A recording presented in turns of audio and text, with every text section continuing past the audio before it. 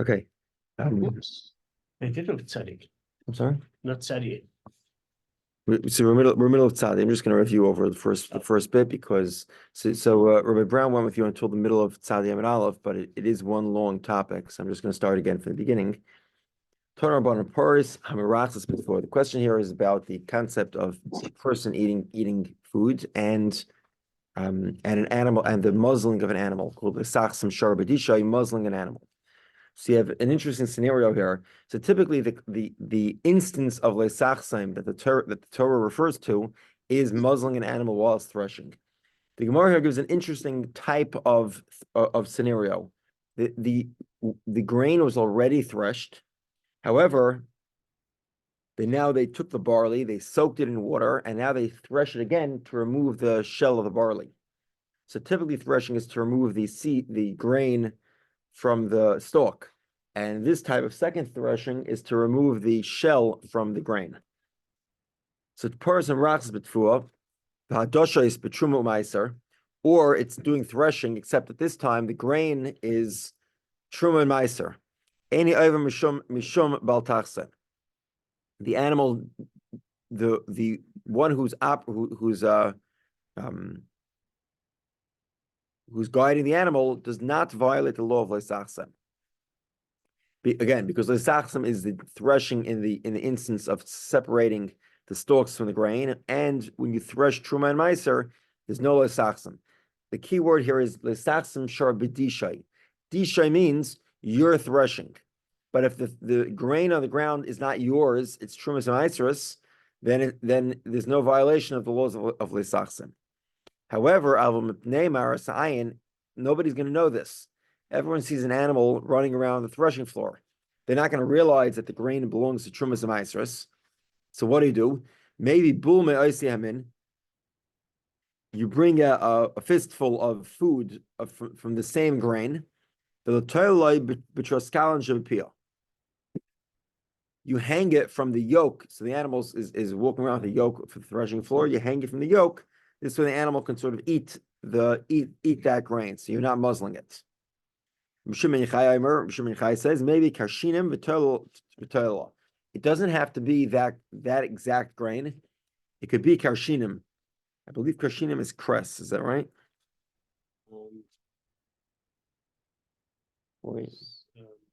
Vetch.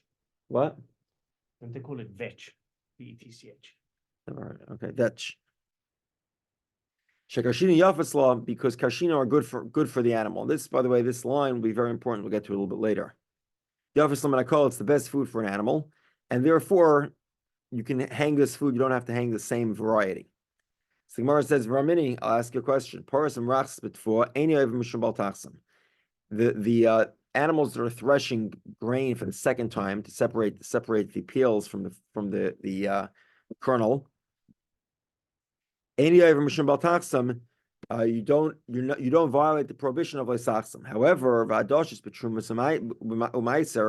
if you thresh truma and meiser, then you do violate the laws of lesachsim if you thresh in truma and meiser. So it's clearly a contradiction.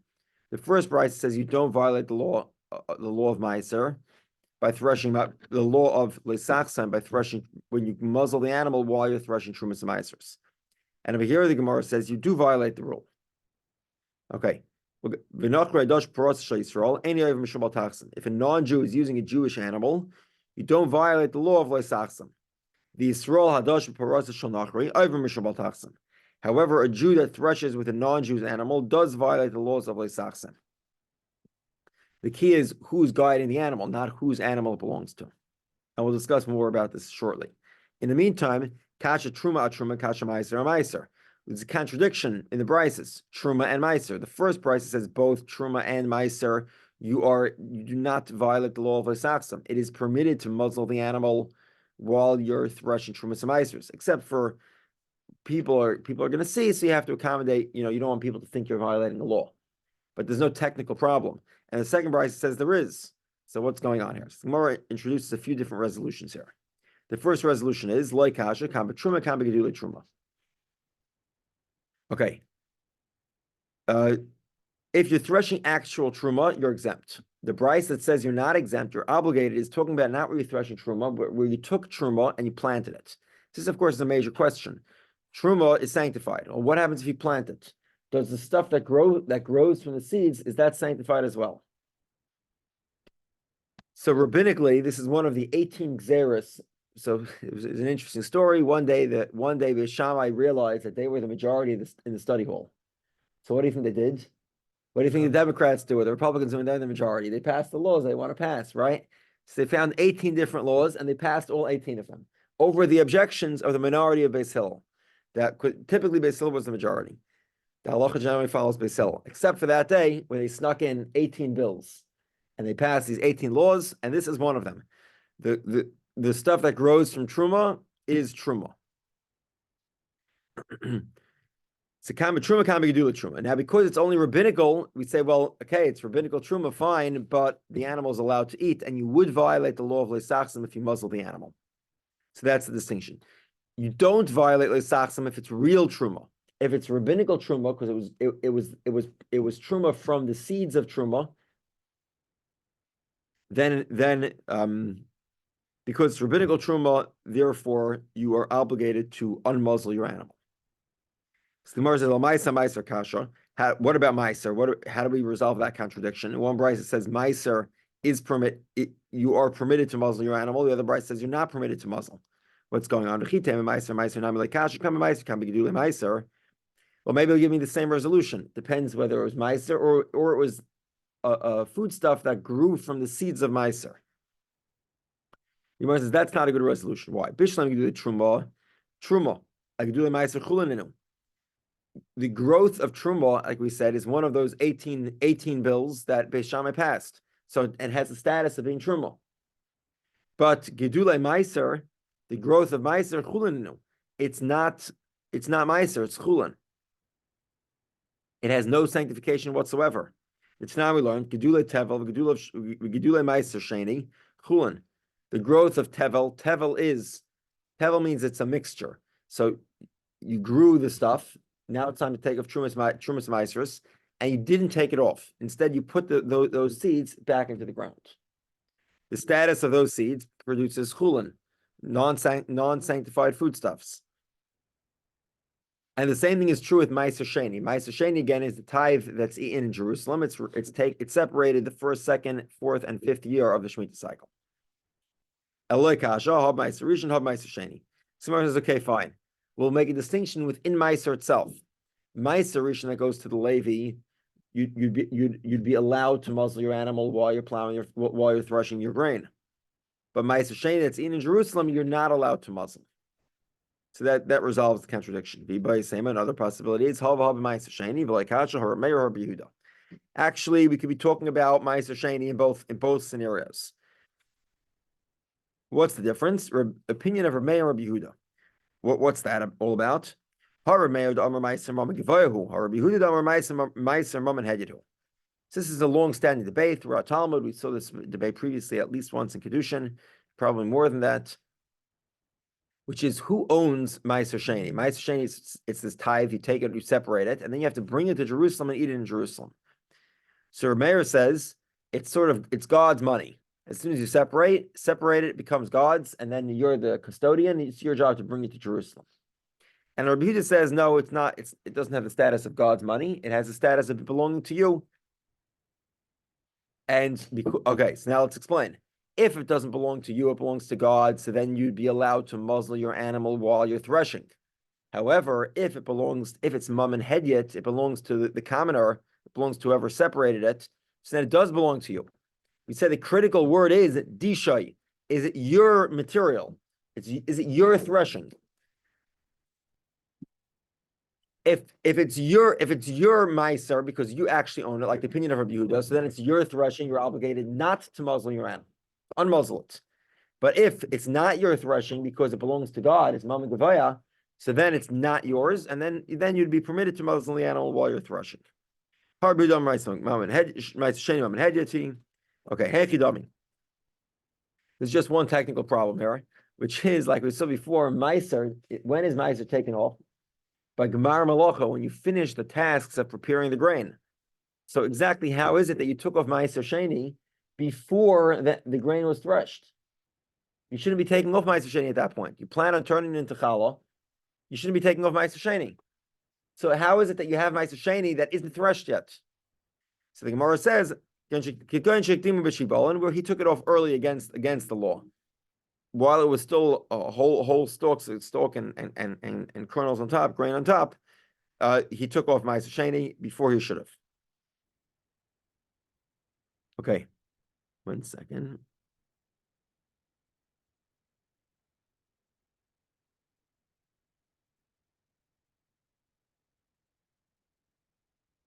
Okay.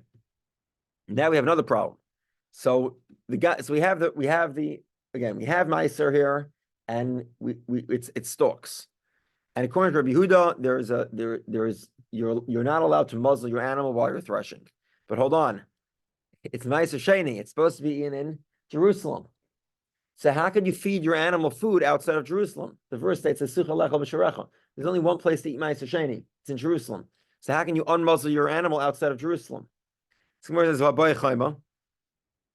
you have to eat it inside of the wall of Jerusalem. So Gemara says, you're right. He threshed it in the interior of the wall of Beis Pagi. That's the extended wall of Jerusalem. Another possibility is, so far we have 3 final possibilities to resolve the contradiction of whether or not Meiser has the prohibition of Leisachsim. Right? The first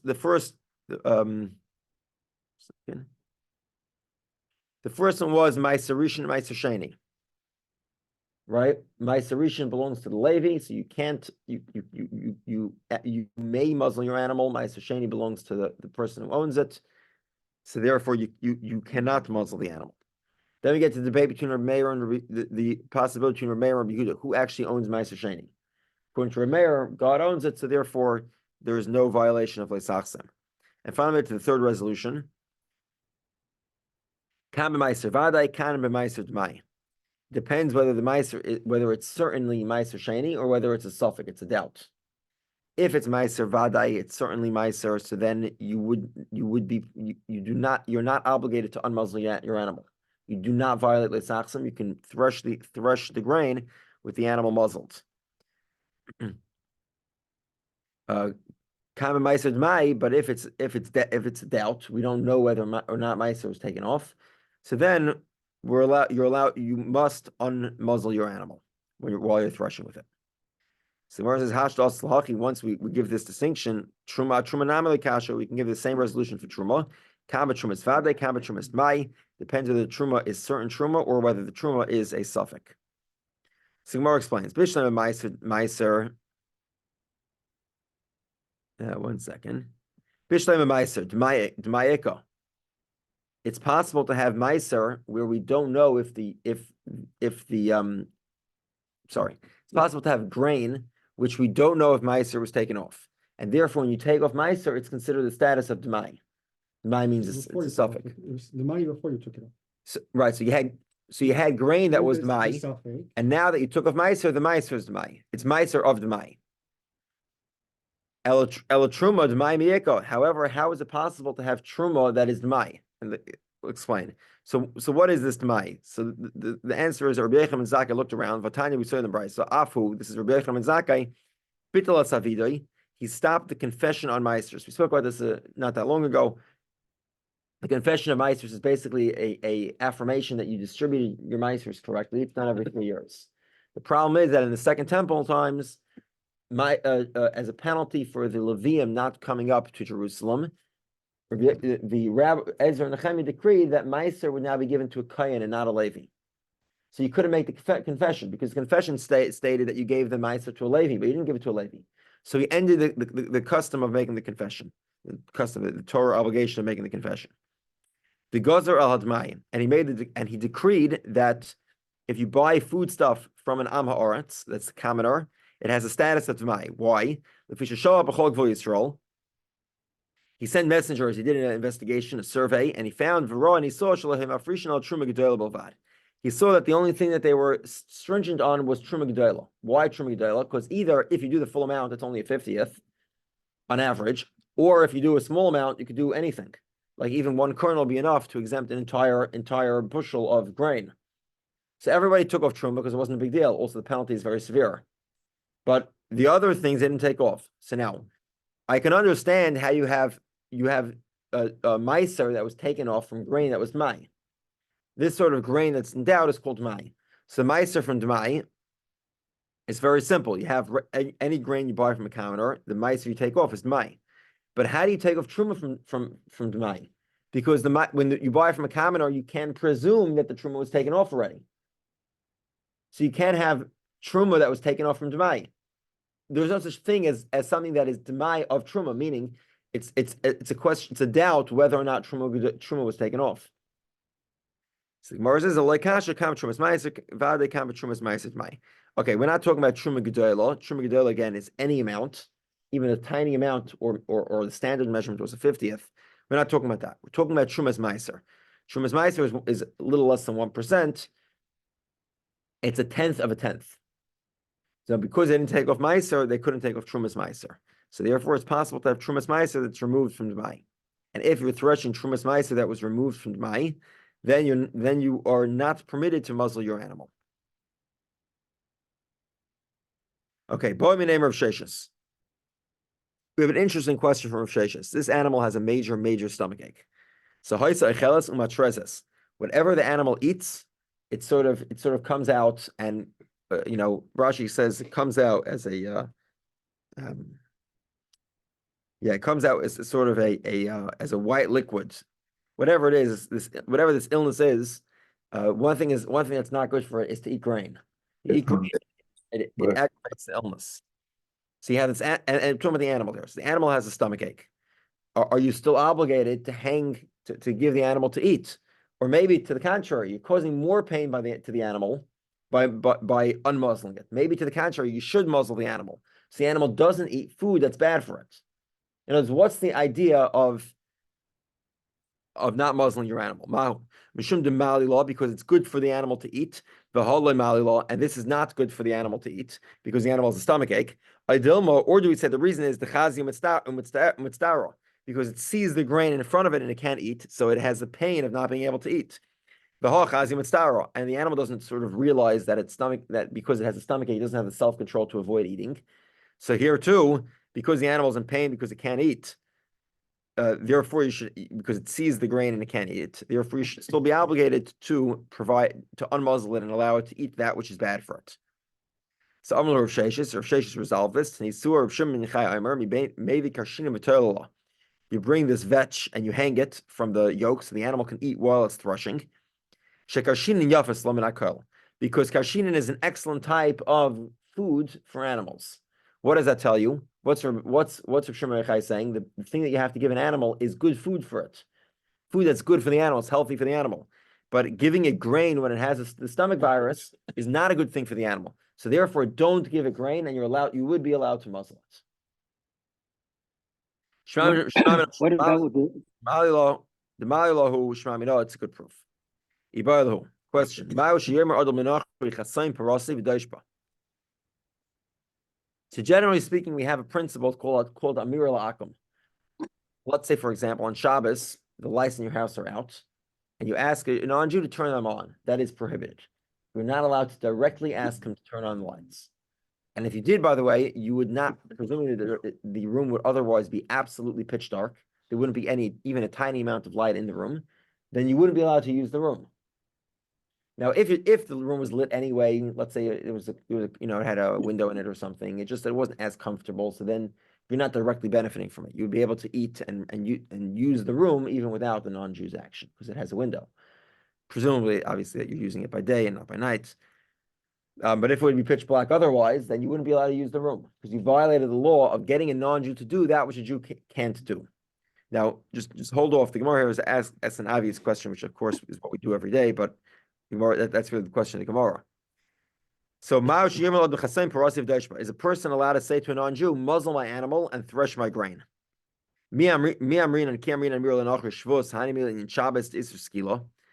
Do we say that Amir al-Akam is only with regard to the laws of Shabbos? Because the laws of Shabbos are very stringent. But the law of muzzling an animal, which is a relatively minor one, it's only a lav, at least compared to the stringency of Shabbos, which carries with it capital punishment. So do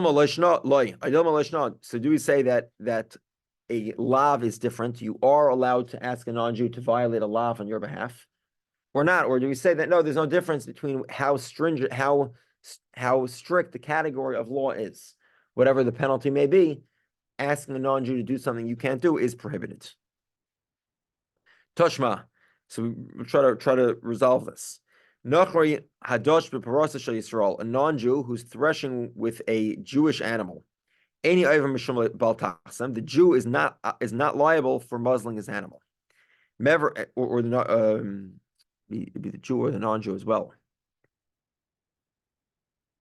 The implication of this is that you don't violate the law. But however, it is prohibited. That in other words, the implication is you don't violate, but it's still prohibited. So Gemara says no, not necessarily. The truth of the matter is there was no prohibition at all either. Because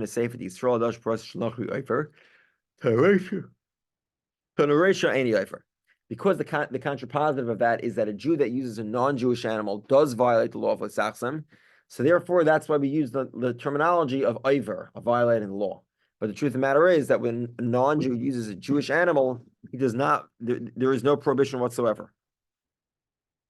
Toshma, next attempt at resolving this. They told the father of Shmuel, Halin Ture, the Ganvin Arboy, Umeganchin Yasain. You have these oxen. So this is the wink wink thing. So basically, a Jew is not allowed to sterilize an animal. He can't castrate male animals. So how do they do it? If they wanted a castrated animal, because Rashi says they plow better, or maybe they want better meat. Steer, for example, is obviously castrated animals, cattle. So how do they do it? So they wink, and the non-Jew quote unquote steals the animal, and then he castrates it, and then the Jew takes it back. That's the game that's played here. What's the story? Is this permitted or not? They're trying to get around the law. So arimu alayu, you get around them. These davnan, they have to sell the animal. That's the penalty. Says they try to violate the law against castrating the animal by winking to a non-Jew to quote unquote steal it and then castrate it. So what's the punishment? They have to get rid of the animal. They wanted to get an animal that's better for plowing. Now they have to sell it and get themselves a different animal. Okay. Now, this would clearly indicate that Amir al-Akam telling them to castrate the animal would be prohibited. Not only is telling them problematic, but even winking to them and quote unquote allowing them to steal is also not acceptable. So Rav Papa says there's no proof here because Bnei Ma'arava, the people of Eretz Yisrael, Savri like Rav Chidka. They're of the opinion like Rav Chidka. Rav Chidka, the Bnei Noach Mitzuvin al Hasiros, that non-Jews are also prohibited to castrate animals. And therefore, the Jews are incentivizing the non-Jews to violate the law. Most opinions say that a non-Jew is allowed to castrate an animal. But there's one opinion, the opinion of Rav Chidka, that says that it's not permitted. So by the Jews encouraging the non-Jew to do that which is prohibited for them, they're violating Lifnei Evil Leisit Mishal, putting a stumbling block in front of a blind man.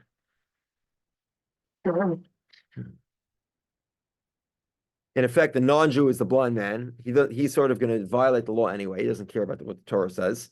And by you providing him with your animal, you're causing him to stumble. Rava thought to say, Yimkiru l'shkita. You sell the animal to be slaughtered, so you can't even use it to plow. It's enough to give them a penalty of that they have to sell the animal. Okay, and it should be pointed out before we continue here that this question then remains unresolved. We haven't resolved the question of whether Amir al-Akam would be prohibited on a lav. I believe the halacha is that it is prohibited, but the Gemara does not conclude that at this point yet. Now, and on the point that you have to sell the animal, who can you sell it to? So pshita b'nai gadol. Obviously, you can sell it to your adult child, ki achadami, because that's somebody else. That's not you. However, b'nai katan mai. If you sell it to your own child, who's a child at that point, Is that selling or is that a joke? So Rav Achi also, Rav Ashi Shar. Rav Achi says it's prohibited because you didn't sell to somebody else. Selling it to your kid, that's yourself. It's no difference. Rav Ashi Shari, Rav Ashi says it's permitted. Mirimer and Marzutra. Mirimer and Marzutra. Amrila and some say, Hanu Trei Chassidim, these two righteous people, Mechalfi Ahadadi. They would switch the animals to each other. And that's also permitted. So you can wink to the guy, have him castrate the animal. Sorry? Two people wink to two guys. Exactly. And then they punish themselves by exchanging animals. Romer Chama has the following question pertaining to the laws of Leisachsim. So this is an interesting idea. Mahu. What's the story? So basically, you put a thorn in the animal's mouth, and because of that, I'm sorry. Doesn't want to shoot. Doesn't want to shoot. Right. It doesn't want to chew. It can't eat. It can't. So this is not quite the muzzle, but you're making it that it can't really eat the grain. It can't chew the grain because it can't chew it. I'm sorry. Biological muzzle. Yeah. So Mahu, what's the story? Okay. 1 second here. So the Gemara says, what do you mean? That is considered a full-fledged muzzling. El Yoshav Lakaitz Befia. 1 second.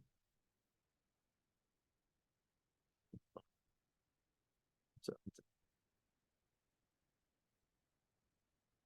what's this thing?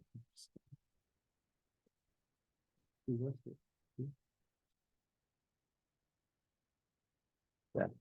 So the Gemara says, what happens if it got a thorn in its mouth and he left it there? He didn't take out the thorn, so he didn't actually muzzle it. But now the animal can't chew, so effectively it can't eat the grain while it's threshing. So he allowed it to stay there. Mao, what's the story? What about interesting forms of muzzling? So what did he do? He took a lion and he put the lion on the threshing floor. So the animal's scared of the lion and it doesn't eat. Or Mahu, what's the story? So the Gemara says, well, putting a lion there, that is a good way of muzzling.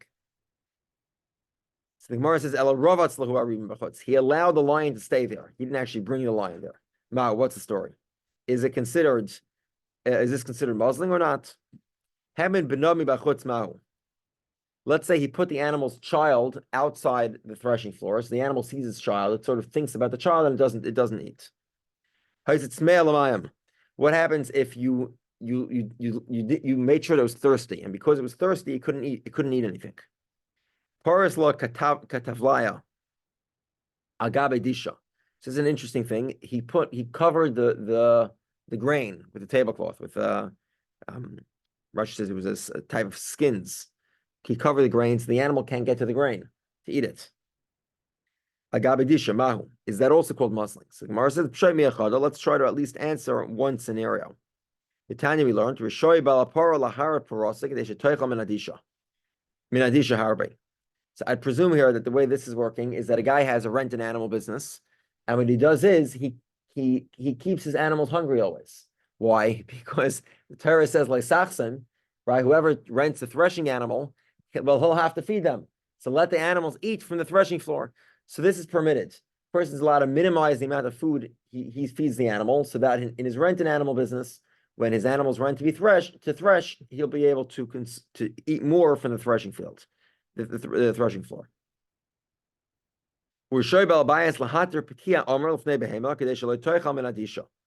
Another permission is that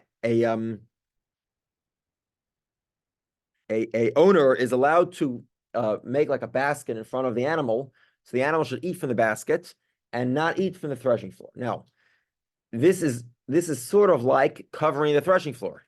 That's effectively what he's doing, right? He's putting a big basket of food between the animal and the grain. So this is just like kataflaya. It's just like taking skins and putting them on the threshing floor, where you're covering the grain and the animal can't eat the grain. And over here, you're giving it a basket of food, so it's also covering the grain because the animal can't get to the grain now. So the Gemara says, well, not exactly the same, right? What's the difference? In one case, the animal gets to eat. Shiny hasam de ka'achla. If the animal's eating, well, that's not a problem because you don't have to provide the animal with a threshing grain. You can give it any grain to eat. So that covering is not a problem, but to cover it and not give it anything to eat, it could be that would be problematic. Okay.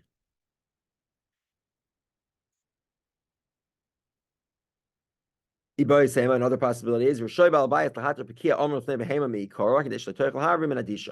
another possibility is actually what we're referring here to is that the owner can give the animal to eat a lot before it starts threshing. So you stuff the animal up. This way, when it comes time for threshing, the animal won't eat much from the threshing floor. So that's permitted as well. Okay. Rabbi Yonasan had the following question from Rabbi Simoi. Let's say a guy muzzles the animal and then brings it onto the threshing floor. Samahu, shor b'disha amar rachmana v'halav b'dishahu. Adilma lo tidish b'chasima amar rachmana. So this is an interesting question. Is the prohibition to muzzle the animal while it's in the middle of threshing, or is the prohibition to thresh with a muzzled animal? In other words, if you muzzle it outside, you didn't muzzle it on the threshing floor, but at the same time you thresh with a muzzled animal. So which is it? So Amar mi beis avicha atalamad. You can learn from your father's house. His father was a kohen. What does it say by a kohen?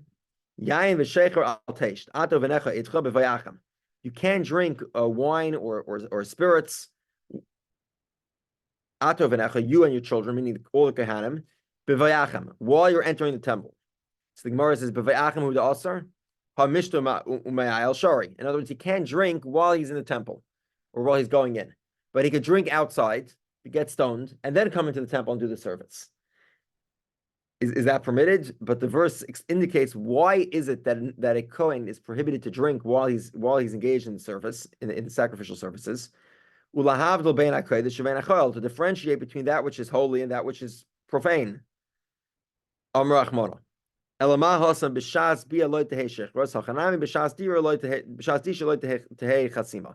Just like there, the prohibition is while you're in the middle of doing the service, you can't have alcohol on you. Meaning you cannot drink. So too, while you're threshing, the animal can't be muzzled. Okay, let's 54. Okay, we'll start the first line here, and then no, we have one more line. Somebody who muzzles an animal, or this is there is a prohibition to plow with two different species of animals. So you can't hook up a goat, a donkey, and an ox to a plow together. It's one of the prohibitions of klayim.